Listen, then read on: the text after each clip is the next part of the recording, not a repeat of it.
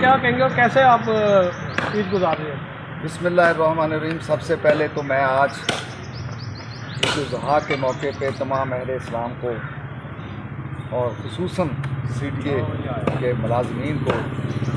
مبارکباد پیش کرتا ہوں اور پاکستان بھر کے مزدوروں کی نقلی کرتے ہوئے میں پاکستان کے اندر تمام پیشوں کو ان کے اہل خانہ کو اپنے اہل خانہ کی طرف سے اپنی ٹیم کی طرف سے مبارکباد پیش کرتا ہوں۔ سنت ابراہیمی ہے۔ سب سے پہلے آج 6:30 بجے عید الاضحیٰ کی نماز ادا کی گئی، اس کے بعد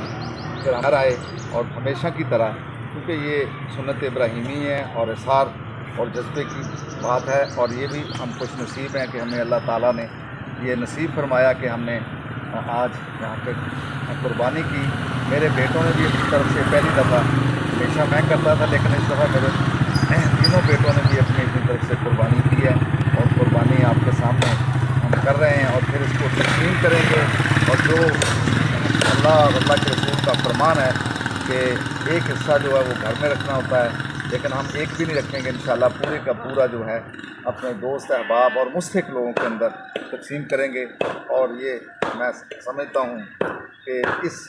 سے بڑا کوئی اور جذبہ نہیں ہے کہ جب حضرت ابراہیم علیہ السلام کو اللہ نے حکم دیا کہ اپنے بیٹے کی خواب میں آیا کہ قربانی دی جائے، تو انہوں نے اپنے بیٹے کے قربانی، جو ایک ہی بیٹا تھا حضرت اسماعیل علیہ السلام کو، جب قربانی کرنے لگے تو پھر اللہ کی طرف سے یہ حکم آیا کہ اس کی جگہ 2 ڈمبے آسمان سے بھیجے گئے، اور وہ اس وقت سے یہ آج تک اور ہمیشہ قیامت تک سنت ابراہیمی کی ادائیگی جاری ہے۔ تھینک یو سر، بہت شکریہ۔